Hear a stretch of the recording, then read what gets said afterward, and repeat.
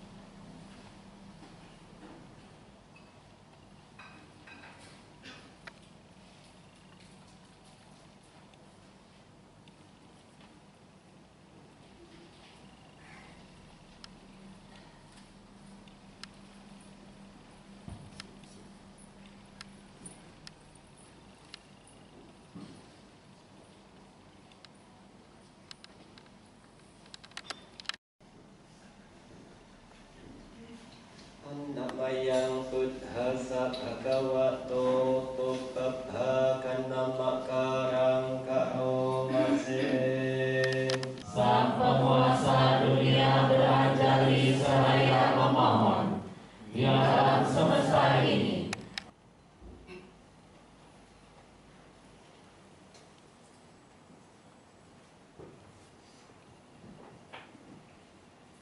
Ibu Sangga yang saya hormati, Romo Ramani Pandita, Bapak, Ibu, Upasaka Upasika sekalian yang berbahagia, selamat pagi, Namo Buddhaya.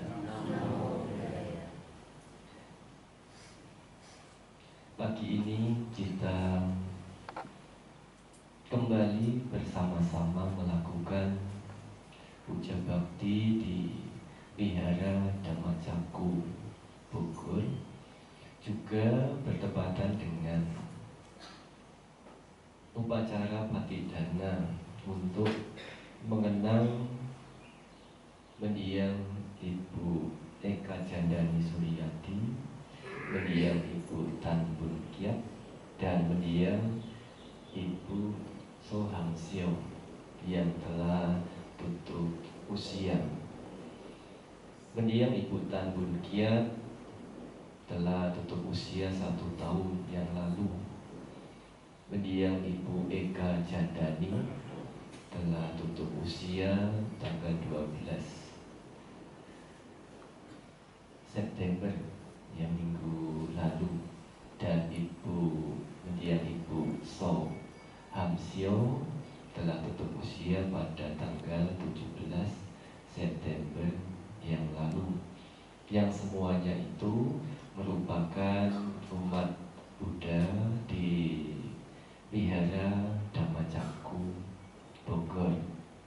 Ibu Tan Bun Kiat merupakan sosok ibu yang telah melahirkan, salah satunya adalah Ibu Nani yang menjadi motor penggerak di Wihara Dhamma Caku Bogor ini, Ibu Eka Jandani yang merupakan paling dekat rumahnya dengan Wihara Dhamma Caku Bogor.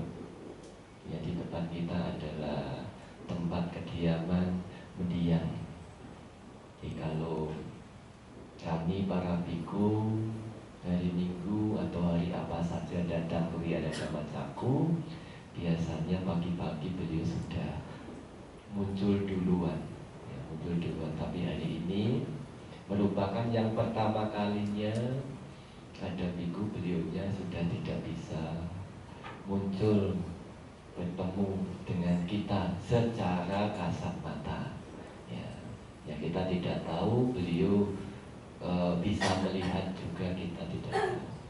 Dan Ibu mendiang Ibu Soham Sio, ya, merupakan umat Buddha juga yang baru beberapa kali kita bertemu bersama cucunya datang ke sini, yaitu Saudari Sunya. Yang merupakan 3 orang yang memiliki andil juga di Wihara Dhamma Caku ini.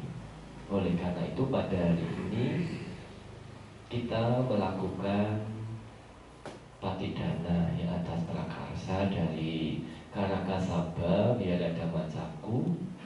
Kita melakukan patidana bersama, meskipun tidak sesuai dengan hari dalam tradisi. Ya, dari zaman tradisi itu ada hari-hari tertentu yang semuanya itu tidak sama. Ya, ada 3 hari, 7 hari, 49 hari, 100 hari, 1 tahun, dan mungkin ada tradisi lain lagi yang diyakini dalam masyarakat itu.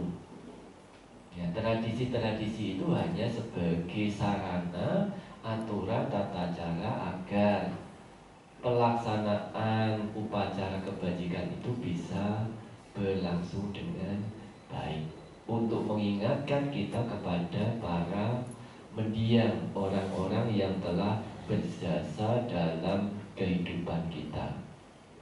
Bapak Ibu Pasaka Upasika sekalian, di awal tadi kita telah membacakan Dhammapada baik 168 dan 169. Dhammacari sukang setik asming loke paramija. Dia yang praktek dhamma akan hidup bahagia di dunia ini dan setelah kematian atau di dunia selanjutnya. Satu topik dhamma yang sangat mendasar, sangat sering kita dengar, tetapi memiliki satu permaknaan yang sangat dalam sekali. Dhammacari, yaitu praktik dhamma. Kita sering mendengar istilah dhamma, juga sering mendengar istilah praktek dhamma. Dhamma yang kita praktekkan itu yang seperti apa? Yang bagaimana? Dhamma yang kita mengerti itu yang seperti apa? Bagaimana? Sering kita mendengar dhamma, baik setiap hari Minggu atau di YouTube, di media. Bahkan sekarang ini tidak sulit untuk mendapatkan atau mendengar dhamma. Satu hari ingin mendengarkan dhamma berapa kali? 24 jam juga bisa. Tidak terbatas. Tetapi pengertian praktek dhamma atau pengertian dhamma di sini, kenapa praktek dhamma itu bisa membuat seseorang bahagia? Kalau kita tidak mengerti apa dhamma itu, bagaimana kita bisa mempraktikkan? Seperti Bapak Ibu tidak mengetahui Wihara Dhamma Caku, bagaimana kita bisa tiba di Wihara Dhamma Caku?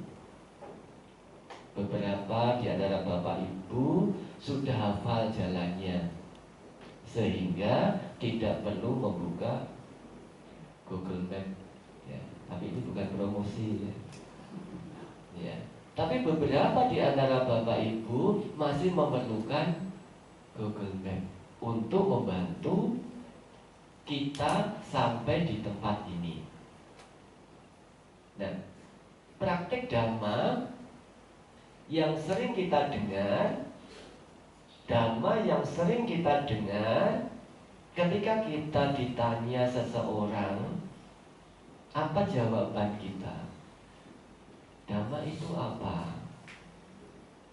Dhamma ya ajaran Sang Buddha, Batin. Ajaran Sang Buddha itu apa? Ajaran Sang Buddha ya Dhamma. Muter-muter terus, tidak akan pernah titik ketemu. Nah, praktek Dhamma itu praktek yang seperti apa? Ya praktek ajaran Sang Buddha. Praktek ajaran Sang Buddha seperti apa? Ya praktek Dhamma. Ya biasanya anak-anak muda generasi Z itu sangat kritis, ya. Ya, sangat kritis. Generasi Z itu sangat kritis. Tapi untuk praktek Dhamma ini kebetulan saja kritisnya berkurang. Karena tidak pernah ada yang bertanya ke Bante, Bante praktek Dhamma itu seperti apa? Ya. Mungkin imbas pengaruh dengan generasi baby boom. Tahu generasi baby boom nggak? Ya, ya orang yang lain tahun 55-an itu kan. Ya. Ya.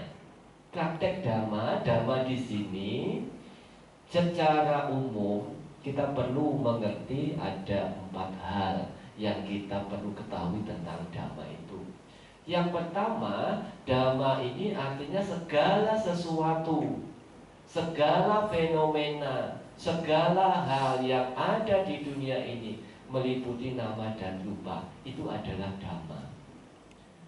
Dhamma kalau kita mencari arti dalam bahasa Inggris juga artinya Dhamma. Dhamma atau dalam bahasa Sanskerta artinya Dharma. Di bahasa Thai artinya juga Dhamma. Di Indonesia juga Dhamma. Ada Dharma Bhakti, Dharma yang lainnya. Ya. Padanan kata yang sama persis untuk mengartikan Dhamma itu sangat sulit untuk didapatkan. Nah, sampai di sini kita akan mengetahui Dhamma untuk menggambarkan ajaran Sang Buddha itu yang bagaimana. Upadawa bhikkhave tatagatanang, anupadawa tatagatanang, titawasa datu dhamma titata. Baik kata-kata muncul di dunia ini atau tidak muncul di dunia ini, Dhamma ini akan tetap ada. Jadi Dhamma yang kita baca tadi itu meliputi yang 3 karakteristik anicca, dukkha, anatta. Nah, sedangkan Dhamma yang ingin kita ketahui yang 4 hal ini, segala fenomena yang meliputi nama dan rupa. Tubuh kita ini juga disebut sebagai Dhamma. Pikiran kita juga disebut sebagai Dhamma. Listrik disebut sebagai Dhamma. Api disebut sebagai Dhamma. Mic yang saya pegang ini juga disebut sebagai Dhamma. Suara yang keluar juga disebut sebagai Dhamma. Suara bisa dilihat? Tidak bisa. Tapi kita bisa menangkap. Kadang-kadang kita mendengar suara bisa menimbulkan hal yang menyenangkan, bisa menimbulkan kejengkelan, kemarahan, padahal hanya suara. Ya, tidak bisa dilihat kenapa kita bisa sampai jengkel, kita bisa menjadi marah, tapi kita bisa senang. Ya. Jadi Dhamma di sini adalah segala fenomena yang meliputi fisik atau nama dan rupa. Nama itu yang tidak kelihatan, rupa itu yang terlihat, ya. Maka secara global dhamma ini bisa dikategorikan menjadi dua hal ini. Nama dan rupa itu disebut sebagai dhamma. Yang kedua, setiap dhamma memiliki ciri, karakteristik dan sifatnya masing-masing. Seperti contoh api punya karakteristik apa? Panas, membakar. Listrik punya karakteristik apa? Nyetrum, ya. Ya, ada arus listrik. Manusia punya karakteristik. Manusia punya karakteristik. Jasmani kita ini lahir, anak-anak, remaja, tua, dewasa, kemudian tua, dan akhirnya meninggal. Kebetulan ibu-ibu yang patidana hari ini sudah usianya sudah 80-an ke atas, ya. Ya, mudah-mudahan kita bisa umur 80, ya. Sudah 80-an ke atas. Ya, Ibu Tan Bun Kiat 86. Kemudian ya kemarin nomor 2 Ibu Soham Sion berapa sih? Ibu Soham Sion 83. Ibu Eka 80, 86, 83, 80. Ya, termasuk usia yang tidak sedikit dalam kehidupan kita sekarang ini. Meskipun usianya panjang, banyak, tubuh kita ini punya karakteristik tidak bisa bertahan terus, tidak bisa awet muda terus. Bisa tidak kita awet muda terus? Tidak bisa. Ini selalu berubah. Dari kecil, anak-anak, dewasa, tua, dan akhirnya meninggal. Ini adalah karakteristik dari tubuh kita. Demikian juga dengan rumah, mobil, termasuk pikiran kita. Itu punya karakteristiknya masing-masing. Tidak bisa sesuai dengan apa yang kita inginkan. Memang maunya sesuai dengan yang kita mau, sesuai dengan yang kita inginkan. Tapi mereka tidak bisa kita paksa. Seperti anak kecil pegang api, dia tidak tahu kalau api itu panas. Kalau dia pegang api, kira-kira terbakar tangannya? Tidak terbakar, ya. Meskipun dia tidak tahu, dia terbakar tangannya. Karena karakteristik dari api itu adalah membakar, ya. Itu adalah ciri yang kedua dari dhamma. Masing-masing memiliki karakteristiknya, cirinya, sifatnya. Yang ketiga, praktek sesuai dengan dhamma tersebut, ya. Praktek sesuai dengan dhamma tersebut. Kalau misalnya kita mau meniup, memadamkan api, kalau yang ini apinya bisa ditiup atau di kipas-kipas. Tapi kalau kebakaran rumah, ditiup, dikipas-kipas bisa tidak? Tidak bisa. Kalau api kecil ditiup bisa padam, tapi kalau api yang besar harus memanggil pemadam kebakaran. Jadi kita tahu meskipun sama-sama api, cara memadamkannya berbeda-beda. Listrik, ya, kalau orang tahu listrik itu kabel itu ada arus listriknya, orang yang tahu dia akan menggunakan alat supaya tidak kesetrum, ya, supaya tidak kesetrum karena listrik itu ada arusnya. Ya, demikian juga dengan tubuh kita, jasmani kita, ini yang sering kita katakan, ini tubuh saya, ini kepala saya, ini kaki saya, ini tangan saya. Kita sering mengatakan ini kepala saya. Betul, itu bukan kepala orang lain, itu kepala kita. Tapi kalau kepala kita sedang sakit, bisa tidak kita nyuruh kepala jangan sakit ya, hari ini hari Minggu, ya. saya mau ke wihara, nanti sakitnya setelah pulang dari wihara. Bisa tidak?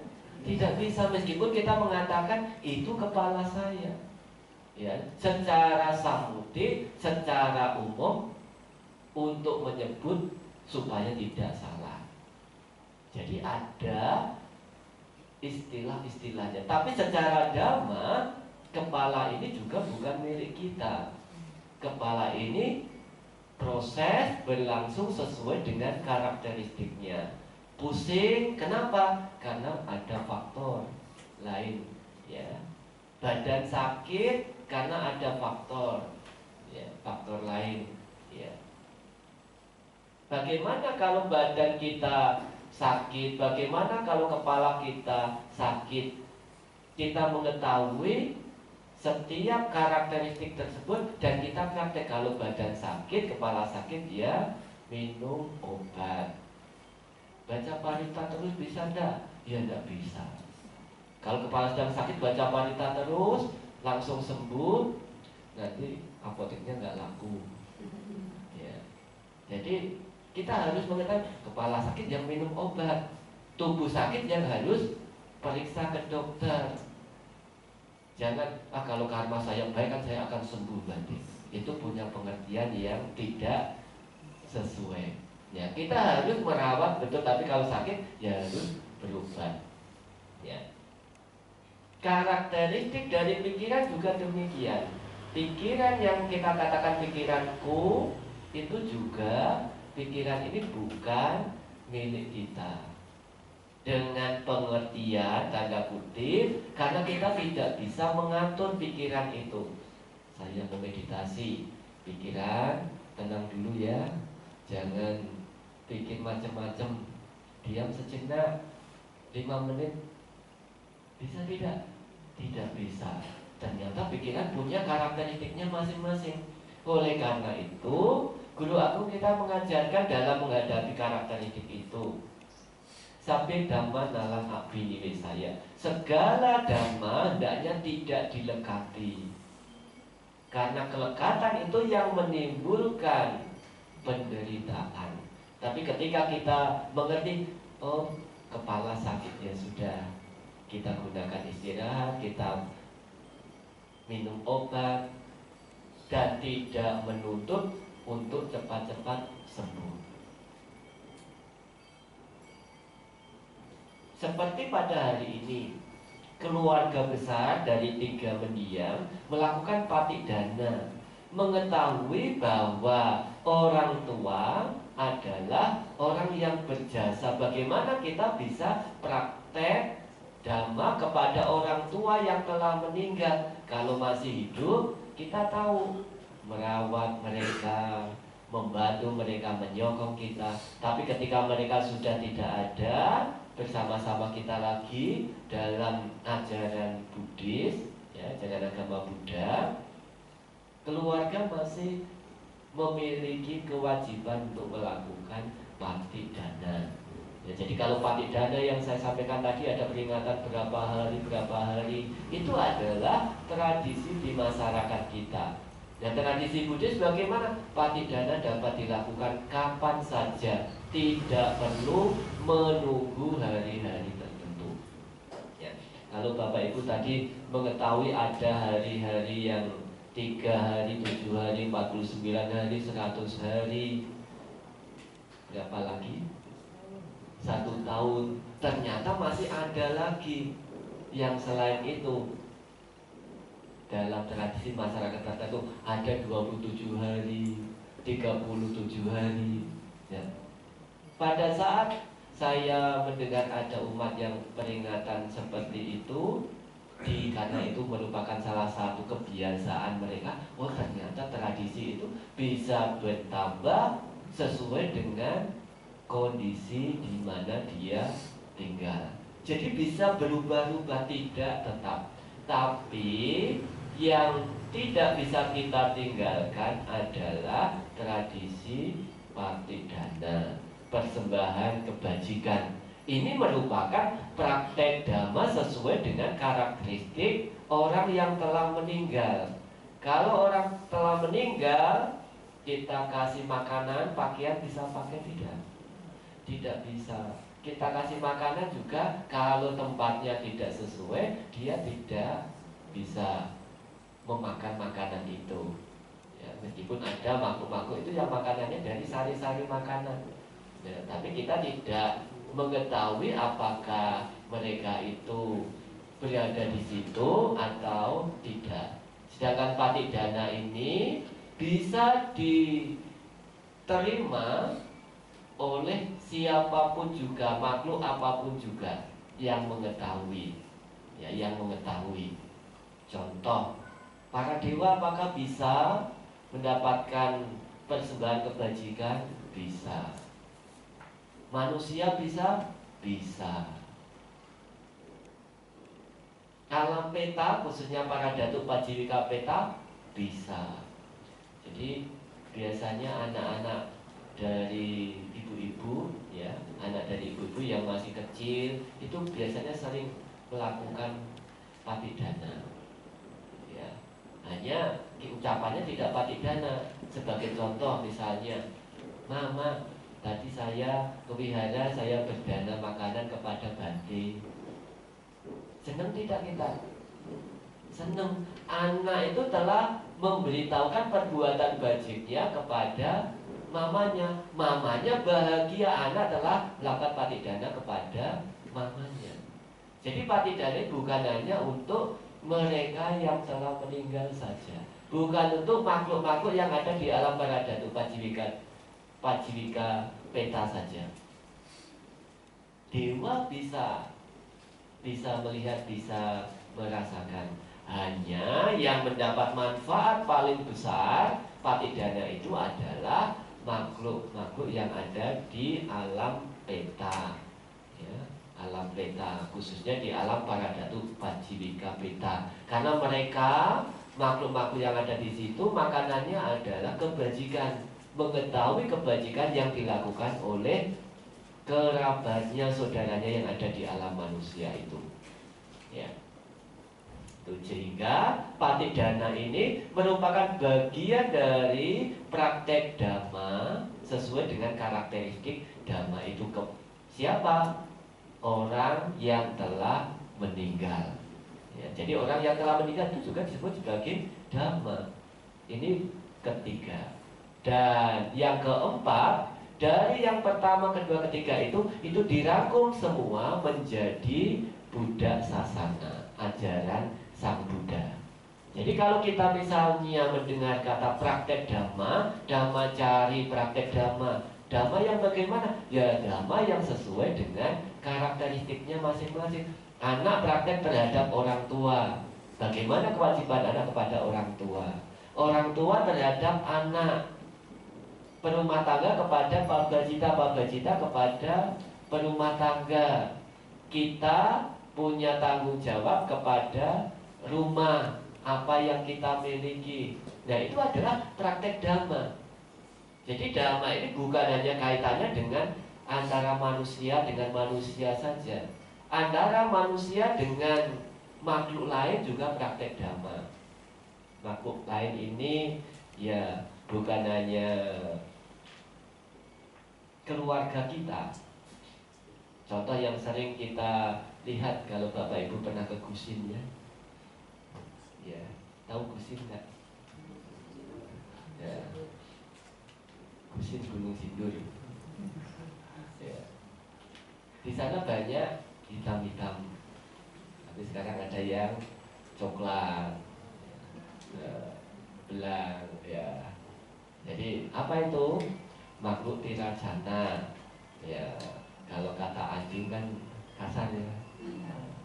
Ya, di sana ada makhluk-makhluk itu seperti itu. Kalau kita praktek kepada mereka, kita kasih makan, kasih tempat tinggal, apa yang akan mereka lakukan? Mereka akan menjaga wihara itu. Jadi ini juga dikatakan sebagai praktek dhamma. Jadi praktek dhamma itu bukan berarti hanya sekadar kita berdana, menjaga sila, cita bawana, itu praktek dhamma. Memang itu praktek dhamma, tapi memberi makan kepada anjing tadi itu, menjaga anjing itu agar nyaman di tempat tinggal kita, itu juga praktek dhamma. Dan sebagai akibatnya anjing itu juga akan menjaga kita. Kalau alam tiracana, binatang hewan saja dia bisa begitu, apalagi kalau dengan sesama manusia.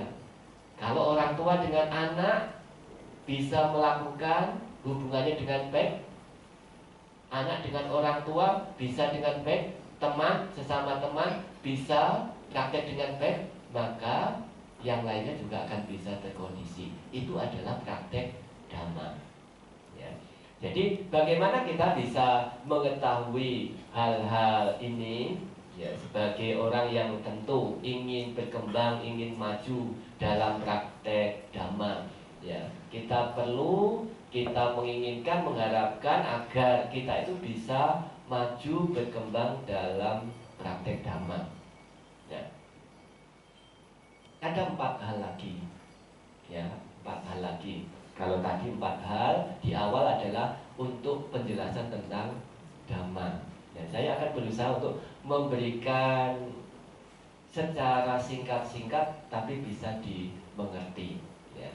Jadi yang tadi di depan mengenai karakteristik dari dhamma, pengertian dari dhamma, kita sudah bisa mengetahui, dan mungkin Bapak Ibu baru mengetahui, oh praktek dhamma, belajar dhamma, praktek dhamma itu seperti itu. Ya.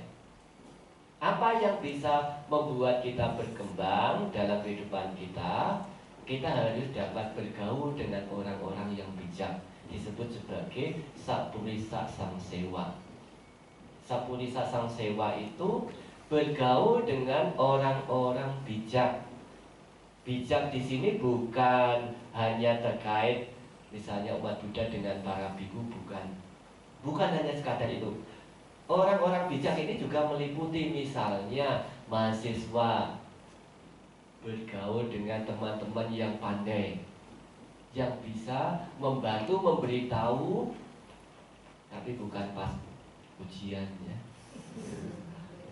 Pas dalam kehidupan kita sehari-hari, kita tidak tahu, kita bergaul dengan mereka, apa yang akan mereka lakukan, mereka akan bisa membimbing kita, memberitahu kita. Kalau sebagai perumah tangga, bergaul dengan para biku, ya kita akan bisa memberikan dhamma, ajaran Sang Buddha itu. Ya, kalau mau berbisnis, sebagai perumah tangga kita mau berbisnis, harus bergaul dengan mereka yang sebagai pengusaha. Kalau mau berbisnis, bergaulnya kok dengan para biku, ya tidak akan bisa berbisnis. Kalau bergaulnya dengan para biku, jadi apa? Jadi biku. Ya, maka sering ada umat yang mengatakan jangan terlalu dekat bergaul dengan bante. Kenapa? Nanti jadi biku. Ya tidak mungkin kita itu memberikan arahan yang buruk. Ya, jadi biku baik tidak? Baik. Umat Buddha senang melihat biku. Apalagi pagi ini termasuk kebajikan yang luar biasa, bisa ada 5 biku yang hadir di sini. Ya, kalau biasanya hanya satu pun itu tidak setiap minggu. Dan hari ini ada 5 biku. Salah satu kebajikan yang luar biasa dari ketiga mendiang ini, sehingga bisa menghadirkan para biku. Umat Buddha ketika melihat para biku senang. Senang atau susah? Senang, ya. Kalau disuruh jadi biku, senang melihat biku, tapi kalau ditawari jadi biku, nanti dulu Bante, saya masih ada tanggungan ini itu dan sebagainya. Ya. Jadi kalau misalnya bergaul dengan para biku, pasti nanti akan mendapat bimbingan ke arah yang benar. Jadi biku itu baik kok. Ya. Jadi kalau misalnya Bapak Ibu punya anak-anaknya nakal, seringkali orang tua mengatakan begini, Bante ini biar ikut Bante saja jadi biku, di rumah nakal sekali. Ya kalau yang nakal-nakal dikirim ke wihara. Coba ikuti metodenya Pak KDM. Yang nakal-nakal dikirim ke barat ya. Kalau yang baik-baik kirim ke wihara ya. Itu. Jadi kalau mau berkembang sebagai pengusaha, pebisnis harus bergaulnya dengan orang-orang yang wira swasta. Tapi kalau kita bergaul dengan para biku, ya kita akan mendapatkan pengetahuan-pengetahuan bagaimana kita bisa mempraktekkan dhamma dengan baik. Kalau sebagai pelajar bergaul dengan dosen, ya, dengan dosen yang memiliki kemampuan, memiliki skill dan sebagainya, ini disebut sebagai sapurisa sangsewa. Bergaul dengan orang-orang yang punya potensi sesuai dengan apa yang kita inginkan. Yang kedua, sadhamma sawanang, mendengarkan ajaran dari orang bijak tersebut. Ya, jadi dhamma ini tadi di depan saya sudah menyampaikan bahwa dhamma ini bukan hanya terkait dengan tulisan teori-teori dhamma saja, tapi dhamma tadi itu meliputi semuanya. Sebagai pengusaha juga dhamma. Jadi kalau kita mendengarkan apa yang disampaikan oleh mereka yang punya kemampuan, ya, ini adalah yang kedua. Jangan sampai kita bergaul, tapi kita tidak mau mendengarkan apa yang disampaikan oleh orang-orang tersebut. Ya. Kalau anak sekolah, mahasiswa, kuliah tidak mau mendengarkan apa yang disampaikan oleh dosennya, bisa maju tidak? Yang penting absen, lulus saja, ya tidak akan bisa maju ya. Tapi sebagai mahasiswa, apa yang ingin dicapai supaya bisa cepat lulus ya, meskipun ada waktunya, cepat lulus dan memiliki pengetahuan, memiliki skill, keterampilan ya. Itu yang diinginkan, yang diharapkan. Ada satu tulisan yang sangat menarik. Kalau nanti Bapak Ibu pergi ke Gusin, ke Pariyati, ya, mampir ke depan Pariyati, di situ ada tulisan bahasa Mandarin. Memang sengaja tidak kita terjemahkan. Tulisannya sangat bagus sekali, ya, ditulis oleh seorang yang memang punya pengetahuan di bidang bahasa Mandarin dari Mempawah sana. Ya, pada saat saya berkunjung ke Mempawah, Kalimantan Barat ya, Bu ya. Kalimantan Barat. Apa tulisannya? Orang rajin belajar atau orang pandai ibarat tunas di musim semi. Orang malas belajar, orang bodoh ibarat batu asar. Kalau orang itu tertarik dengan hal itu, baru kita jelaskan. Tapi kalau dia tidak tertarik, ya hanya dilihat seperti kaligrafi. Tapi itu memiliki nilai motivasi yang sangat dalam. Orang rajin belajar, orang pandai ibarat tunas di musim semi. Maksudnya bagaimana? Tunas akan bisa berkembang pada saat musim semi. Dimanapun dia berada, tunas ini berada, dia akan bisa berkembang. Karena musim semi beda dengan musim kemarau. Kalau musim kemarau ditanam di tanah yang katanya subur pun tidak akan bisa muncul. Tapi pada saat musim semi, tunas ini akan bisa berkembang di mana saja. Orang pandai, orang yang punya skill, kemampuan, meskipun orang tuanya tidak membekali dengan materi, dia akan bisa berkembang dengan kemampuan yang dimiliki itu. Nah, kemampuan ini tentu didapat dari orang bijak tadi itu. Orang bodoh, orang malas belajar ibarat batu asa. Batu asa, tahu? Ibu-ibu di dapur ada batu asa. Batu asa fungsinya untuk apa? Untuk mengasah pisau.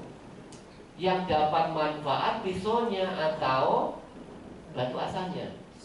Pisau yang dapat manfaat. Pisau menjadi tajam, batu asa menjadi habis. Orang bodoh, orang malas belajar, dia akan dimanfaatkan oleh orang lain yang mendapat manfaat, dia tidak mendapatkan apa-apa. Lama-lama dia akan terkikis, akhirnya dia menjadi terpuruk seperti batu asap gitu. Jadi kalau nanti ke Gunung Sindur, menyempatkan diri masuk ke ruang yang kayu besar yang di depan sekretariat Pariati, di situ ada kaligrafi. Kenapa hanya 2 yang kita pasang di sana? Karena itu memiliki nilai motivasi yang luar biasa bagi saya. Ya, bagi saya barangkali nanti ada orang yang membaca, oh saya juga ingin, ya, gitu. Itu untuk mengajari diri kita sendiri. Setelah kita bergaul, itu juga kita dapatkan karena kita bergaul dengan mereka yang punya pemikiran jauh ke depan itu. Apakah para biku masih perlu mendengar, perlu belajar? Tentu. Selama kita hidup, tidak ada waktu yang tidak kita gunakan untuk belajar. Selama kita hidup, kita harus belajar. Belajar apa saja yang kita belum ketahui. Mengetahui segala sesuatu itu berguna sekali, terutama ya adik-adik yang mahasiswa itu. Masa sekarang ya gunakan untuk menimba ilmu dari orang bijak. Orang bijak bermacam-macam ya, sesuai dengan tujuan kita. Nah, yang ketiga, Yoniso Manasikara.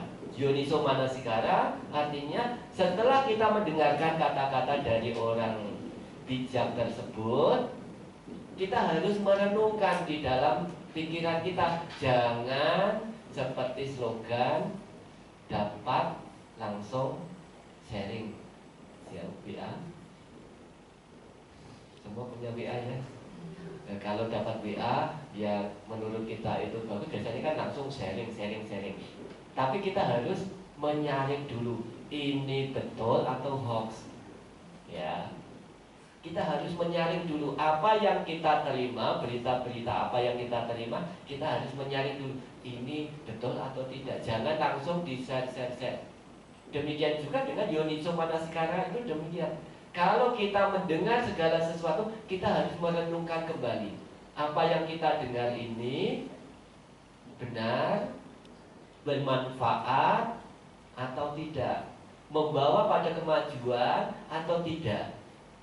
Jangan asal kita mendengar langsung dipercaya mentah-mentah. Ya, jadi dalam ajaran guru agung kita juga mengatakan jangan percaya begitu saja karena itu sudah dilakukan oleh leluhur-leluhur kita turun temurun. Jangan percaya begitu saja karena yang menyampaikan itu adalah guru kita dan sebagainya. Tapi kita harus merenungkan kembali, melihat ke dalam kembali, yang disampaikan ini betul atau tidak. Ini disebut sebagai Yoniso Manasikara. Kita bergaul dengan orang bijak, kita mendengarkan apa yang disampaikan beliau, tapi kita juga harus merenungkan kembali. Nah, apa yang saya sampaikan sebagai tulisan kaligrafi tadi itu juga kita renungkan lagi. Ya, kita renungkan lagi. Setelah kita merenungkan, oh iya, ini adalah baik untuk motivasi kita. Jadi tidak asal bagus langsung, tapi melalui perenungan kembali. Demikian juga dengan kita. Kenapa kita perlu melakukan? Ya, yang terakhir itu adalah Dhammanu Dhamma Pati. Praktek dhamma sesuai dengan dhamma. Praktek dhamma sesuai dengan dhamma. Kalau kita tidak menjelaskan yang di depan tadi, mungkin kita agak sedikit bingung. Praktek dhamma sesuai dengan dhamma, maksudnya bagaimana? Tapi karena tadi di depan kita sudah mengetahui dhamma itu apa, bagaimana, maka sekarang praktek dhamma sesuai dengan dhamma. Dhammanu Dhamma Pati. Artinya praktek dhamma sesuai dengan dhamma-dhamma itu tadi. Ya. Dhamma yang perlu kita praktekkan di awal sudah disebutkan tadi, dan pada saat ini anak-anak dari keluarga para mendiang ya melakukan praktek dhamma sesuai dengan kapasitasnya sebagai anak yang masih ada di alam manusia, yaitu melakukan pati dana. Ibu-ibu praktek dhamma sesuai dengan dhamma. Misalnya kalau lapar, apa yang dilakukan? Pergi ke mall atau makan? Makan. Kalau lapar, kenapa tidak pergi ke mall lihat baju? Karena kita tahu itu bukan kebutuhannya. Meskipun butuh, tapi kan posisi kita sekarang ini sedang lapar. Maka meskipun ke mall, kita masuknya ke restoran, bukan ke apa namanya, konveksi, ya, ke butik, ya itu. Karena kita tahu meskipun kita dikasih gambaran yang bagus-bagus, kalau sedang lapar pasti tidak akan mau. Ya, begitu kita masuk ke restoran, kita sudah tahu itu disebut sebagai praktek dhamma juga. Ya. Jadi jangan sampai kita salah mengerti praktek dhamma itu hanya terkait dengan sekelintir yang kita ketahui, yaitu praktek dhamma kewihara. Ya, meskipun itu juga praktek dhamma. Seperti Bapak Ibu, kenapa hari Minggu kita kewihara? Karena pikiran kita juga butuh mendapatkan asupan-asupan yang bermanfaat. Kenapa tidak memilih ke mall? Rekreasi. Rekreasi itu membuat mata segar, tapi pikirannya jadi mumet. Ya. Apalagi kalau rekreasinya sampai di luar kapasitas kita, kemampuan kita, pikiran kita jadi lebih mumet. Ya, itu. Jadi kita perlu kewihara karena kewihara adalah bagian dari kita memberikan makanan batin kita. Kalau batin kita beri makan selama 6 hari kita berkecimpung di dunia luar, di kampus, di dunia pekerjaan. 1 hari ini kita sempatkan untuk puja bakti, meditasi bersama-sama, mendengarkan pengetahuan seperti ini. Nah, ini juga praktek dhamma. Mendengarkan seperti ini adalah praktek dhamma. Ya. Meskipun hanya mendengarkan, itu juga disebut sebagai praktek dhamma. Ya. Berdiskusi dhamma juga praktek dhamma. Jadi dhamma pati-pati ini praktek dhamma sesuai dengan dhamma itu. Sebagai mahasiswa, bagaimana kalau misalnya masuk kampusnya itu jam berapa? Biasa masuk kampus jam berapa? Jam 8 masuk kampus, kita datangnya jam 11 kira-kira. Didiskualifikasi? Iya. Jadi mahasiswa masuk kampus jam 8 itu juga praktek dhamma, ya. Jadi jangan sampai kita memberikan pemikiran praktek dhamma itu hanya untuk istilah-istilah yang spiritual saja. Kita jalan di jalan raya, praktek dhamma juga. Kalau di Indonesia kita jalan di sebelah kiri, kalau di Amerika kanan kiri, kanan.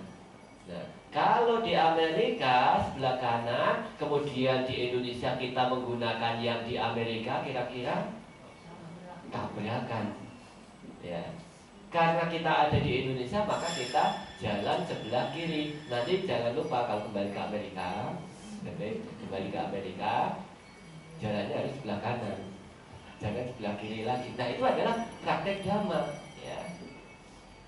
Jadi disesuaikan dengan kondisi kita berada. Nah, kalau lampu merah, berhenti atau jalan? Berhenti, betul? Lampu hijau stop. Kan di lalu lintas itu ada 3 lampu toh, ya, lampu hijau, kuning, merah. Merah berhenti, kuning hati-hati atau kurangi kecepatan, hijau jalan. Tapi kalau kita lihat di masyarakat kita, khususnya anak-anak muda ini berbeda, ya. Kuning bukan mengurangi kecepatan, tambah kecepatan.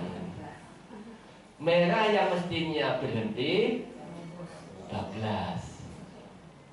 Kalau terjadi kecelakaan, kan bagaimana? Kita sendiri yang mendapat akibatnya, efeknya, karena kita tidak praktek dhamma, ya, tidak praktek dhamma. Jadi kalau anak-anak muda, cobalah memulai dari diri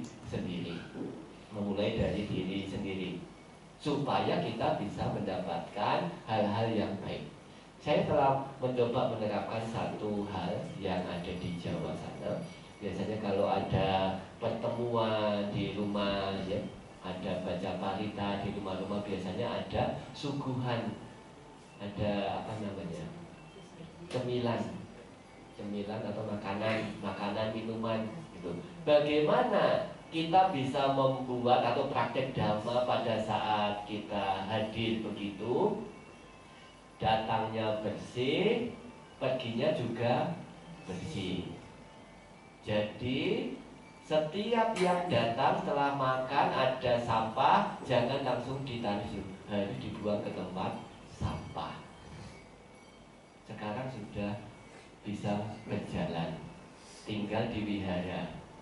Wiharanya yang masih belum bisa berjalan, ya.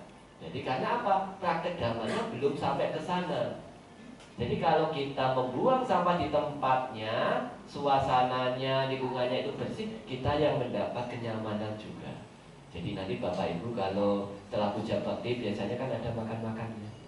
Jadi kalau ada makan-makan, ingat saya juga mau dhammanuk dhamma pati-pati.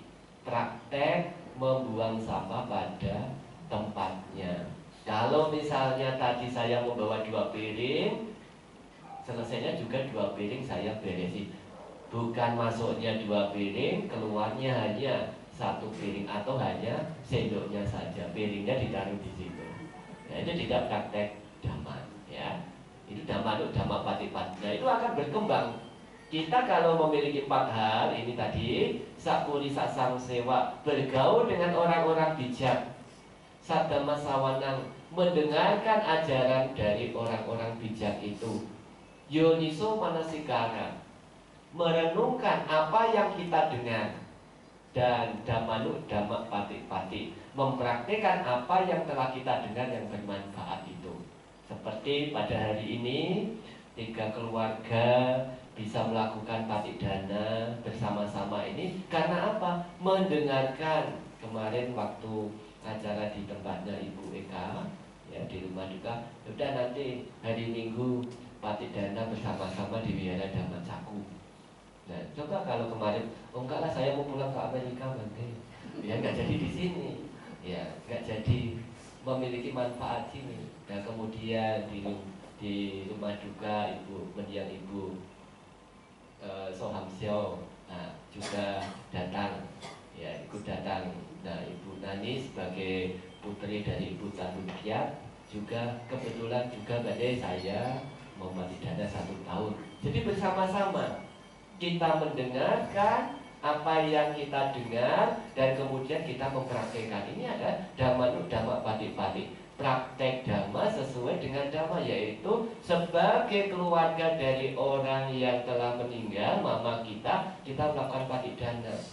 Kita tanpa memikirkan, kan belum pas harinya, Bante, sudah lewat harinya.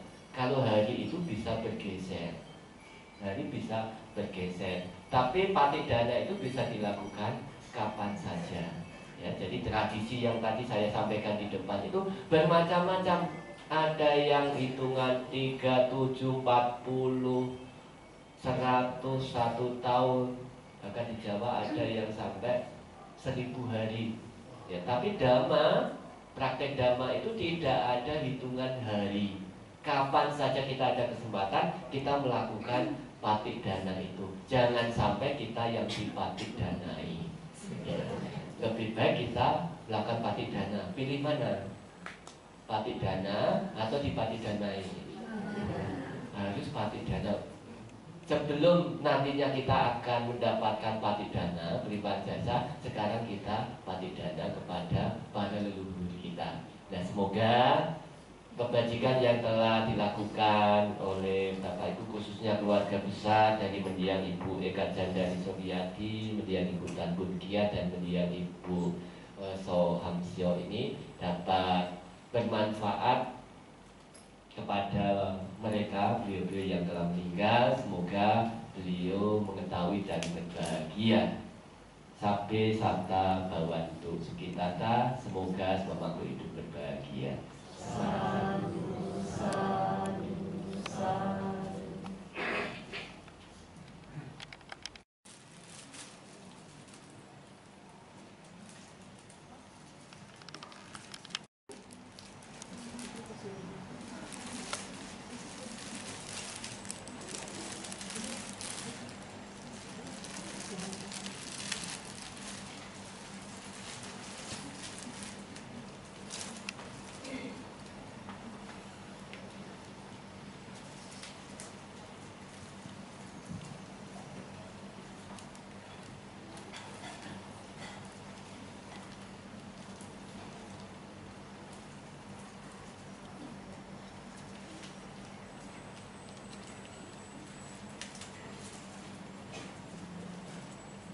Kemudian keluarga Ibu So Hamsyo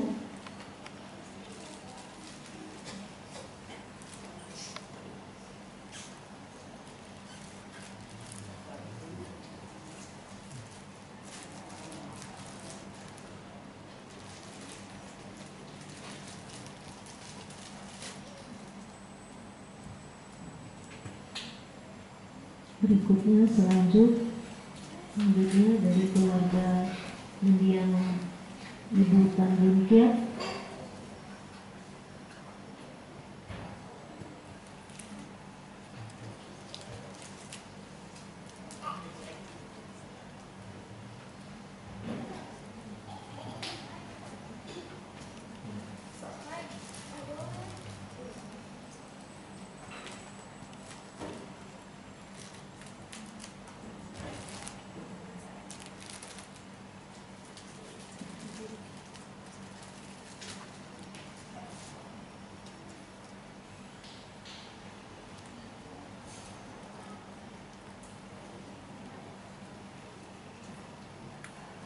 Kemudian dari mendiang Ibu Kim Kuilan yang akan melakukan patidana, dipersilakan.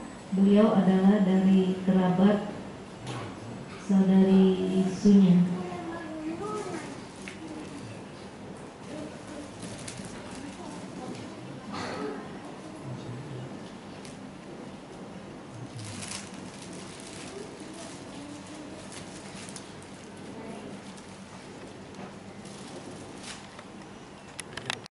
Yatha wariwaha pura paripurenti sagarang ewa mewa ito dinang petanang upakapati dicitang pakcitang tunghang kipamewa sami jatu sape purento sangkapa cando panaraso yatha manijo tiraso yatha